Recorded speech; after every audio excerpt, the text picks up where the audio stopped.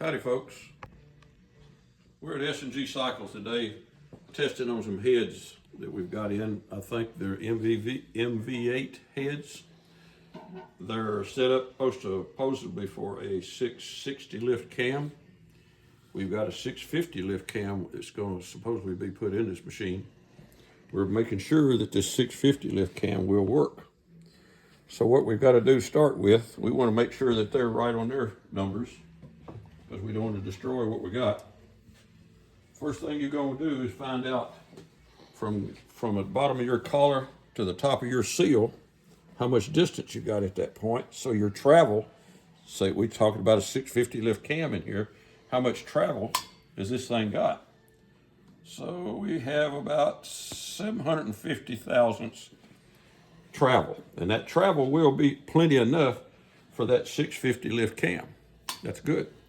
Now the next thing we're going to have to do is find out the distance between the bottom of the collar and the top of the collar, and that turns out to be about 1.810. Okay, so we got 1.810 between collar to collar. That's what your spring is going to be sitting out here doing, sitting on the seat. That's when the valve is completely closed. At that point now, we're going to have to take this head out of the vise. Take that vise head out there, Bill. Thank you. And we got to find out how much coil bind, or how much that spring will coil to. Where is it? It's over here, excuse me. All right. So at this time, we don't really know what we do. We've done checked it, but we're going to go through this for y'all to understand it. How tight will this spring coil up to? Well, let's just bind it up as far as it'll go. That's as tight as that spring will go.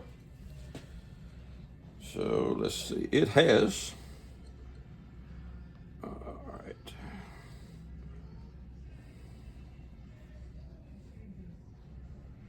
1.150. Okay, we've got our math already set down here. We've done it before. It takes too long to show, not to do it all at once. Here we go. So we take our spring back out. Now at this point, we know that we've got 1.810, the distance on the spring when it's sitting on the seat. And when it's coiled up, we got 1.150. Now you subtract your 1.150 from your 1.810, and you get 660. And what kind of cam do we have? A 650. You take 650 lift off of it, you've got 10 thousandths clearance before it completely collapses. You need at least 60 thousandths. I'd like to have 100. If you closer you compare that coil up that spring as many times as it RPMs up, more wear and tear you're going to get, more pressure you're going to get on your valve collars. And you're not careful, you'll have too much, and you'll pull the top of your valve off. That's where you see a lot of this. So, them people saying that you had a set of heads set up for 660 lift cam, and you're going to try to put a 650 lift cam in it, it will not work. It will not fit. So how about that? So what you need to do is make sure you're checking your stuff as you go. If you don't rely on everything that everybody's going to tell you, because sometimes they miss it. And a lot of these guys do a lot of research, and we know that. But not all the time they've got it all figured out right. Now we'll let cam, what they mean when they say that it'll take 660, it'll go 660 thousandths. In this particular instance, when they said 660, that was the coil bind. That was the coil bind, not really what the cam would take, right. not what kind of cam you could put in it. And you still need that 60 thousandths off of that 660 to make it. Now, we figured it also with a 575 lift cam.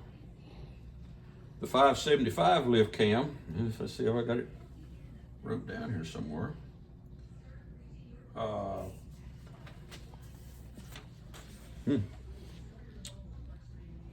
Time we got through cooking it, what did we have out of that? I think we had on seat 200 pounds. Yep. but we had Right there it is. 575. Here you go, boss. Okay, this is just a poundage. Yeah. Here's a big one. On that setup springs that we just had with that tall lift, with that 650 lift, we had 200 pounds on seat. No. I did no second. Let me back this up just a little bit. We had 210 pounds on seat and 550 pounds when that valve is completely open on 650, if you had enough clearance. Can you get clearance for that without changing all this? Yes. You could take the bottom of the collars and cut them down. You could take the top of the collars and cut some of them down. You can take inside the base on the head and cut it down, machine it down, and that way it gives you more travel on your spring. It'll also pull down some of the seat pressure and the coil bind pressure you got, which that would be good because these are got way too much. What are you afraid of with 500 pounds of? Pulling the top of the valve off the head. Yeah. The head of the valve off the top of it, because that's a lot of pressure. Now you've got very strong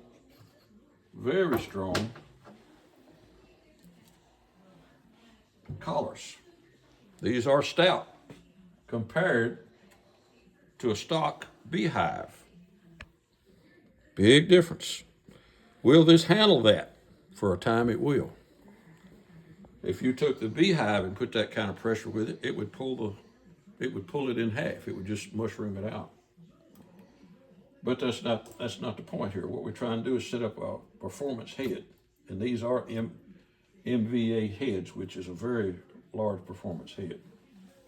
Now, just for instance, we checked a stock 07 head up, and took the beehive spring here, and checked it with a 575 lift cam, or was it a 575? It was. Yeah. Yeah, 575 lift cam. And we miraculously had 65 thousandths clearance on everything to make it work. It would work great with a 575. Would it work good with a 600? No. You can take that, it would not work with a 600 lift. So 575 is about as much as you'll get out of a beehive with a stock set. And also, your poundage come out just about right on your seat with that beehive. You had 150 pounds. Fantastic. You had about 350 pounds on the 575 lift, and that's acceptable. That's almost half of those competition valve springs. So you got to watch what you're doing with these things and not take it for granted that these people is going to. You just can't just throw it in there and say this is going to work. You need to test your system. We found a big gray area. Bunch of gray areas, really. Yeah. And that's not the only part, but that's just one of the parts that we're going to start on today. We'll come along with some more of this stuff as we have time.